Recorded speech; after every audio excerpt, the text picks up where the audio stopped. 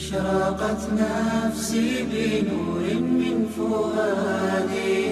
اللہ تعالیٰ عنہ کے اوپر قرآن کو جلانے کا بھی جو ہے ایلیگیشن لگائے. یہ ہمارے غیر مسلمان عثمان رضی اللہ تعالیٰ عنہ کے اوپر اکثر تہمت لگاتے ہیں. اور آج جو ہم قرآن پڑھتے ہیں نا, یہ قرآن کو انہوں کیا بولتے ہیں, محمد صلی اللہ علیہ وسلم کے اوپر جو قرآن نازل ہوئی وہ نہیں, یہ تو عثمان کی قرآن ہے جو آپ پڑھ رہے ہو. کیونکہ محمد صلی اللہ علیہ وسلم پر جو قرآن نازل ہوئی, حضرت عثمان نے ان تمام قرآنوں کو جلا دیا. پھر انہوں نے اپنے دور خلافت میں قرآن کو لکھا, جس کو آپ مسلمان پڑھ کے جو ہے حفظ کر کے جو ہے پھیرتے ہیں. یہ کون بولتے ہیں؟ کرسچین مشنریز ہمارے اوپر ایلیگیشن لاتے ہیں. اس کا جواب صحیح البخاری جلد نمبر 5 حدیث نمبر 4980 پر 4987 صحیح بخاری کے اندر حدیث ہے. 87 میں عثمان رضی اللہ تعالیٰ عنہ کے قرآن کے تعلق سے حدیث ہے. 86 میں اس سے پہلے کی حدیث میں حضرت عمر بن خطاب رضی اللہ تعالیٰ عنہ کی ایک حدیث ہے. اس میں حضرت حذیفہ بن یمان رضی اللہ تعالیٰ عنہ کی ایک پیاری حدیث. حضرت حذیفہ بن یمان ایک صحابی تھے اور بڑے ہڈن صحابی تھے. اللہ کے نبی صلی اللہ علیہ وسلم ان کو موسٹ ہڈن حدیثوں کو بولتے تھے. کبھی کسی کے پاس اس کا علم نہیں تھا, صرف حذیفہ رضی اللہ تعالیٰ عنہ کے تعلق سے وہ علم تھا. تو بہرحال ایسے حذیفہ رضی اللہ تعالیٰ عنہ ایک مرتبہ یمن جاتے ہیں, دیکھتے ہیں کہ قرآن کے تلفظ کو بدل دیا جاتا ہے, قرآن کے زیر زبر کو بدل دیا جاتا ہے. ان تلفظ زیر زبر میں آپ کو بولتا ہوں, ہمیں زیر زبر آنے تو ہمیں پڑھ سکتے نہیں. عرب والے کو زیر زبر کی ضرورت ہے, ایسے عربی پڑھ لیتے. بات سمجھ میں آتی ہے؟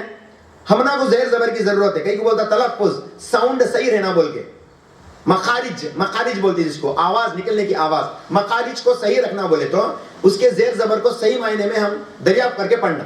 تو بہرحال اس وقت بھی حضرت حذیفہ بن یمان نے یہ دیکھا کہ قرآن کو تبدیل کیا جاتا ہے, تو فوراً کیا کریں, اس وقت کے خلیفہ عمر فاروق کے سامنے آ کے یہ بات بولے. عمر فاروق کیا بولے, سب کو بلائے, الگ الگ زمانے میں ان کے ارد گرد رہنے والے تمام حفاظ کرام کو بلا کے ان کے پاس جو قرآن کے مصحف تھے, مصحف بولتے ہیں ایک کتاب کی شکل کی قرآن, مصحف بولتے کتاب کی شکل کی قرآن, صحیفہ بولتے بکلیٹ, پیپر کی شکل کی قرآن اس وقت بھی تھی.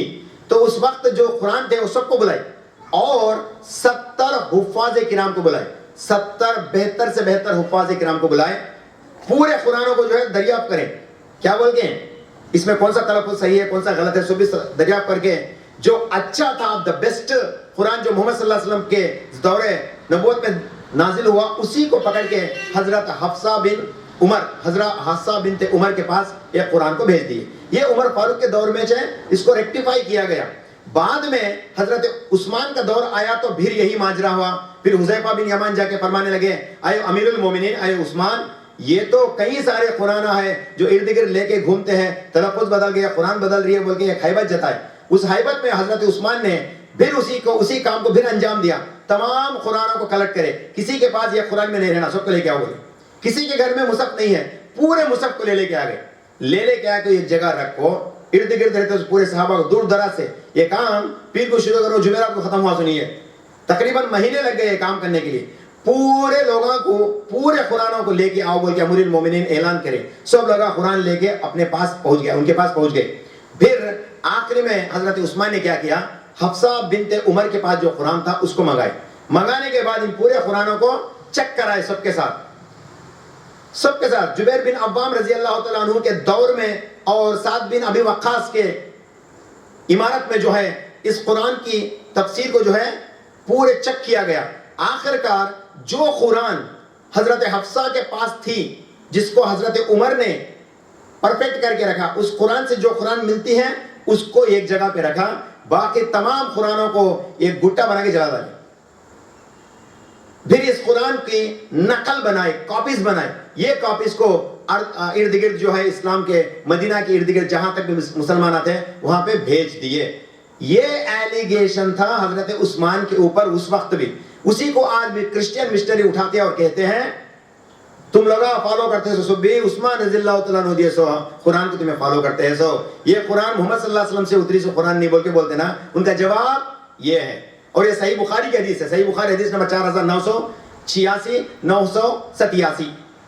بنور من فؤادي حينما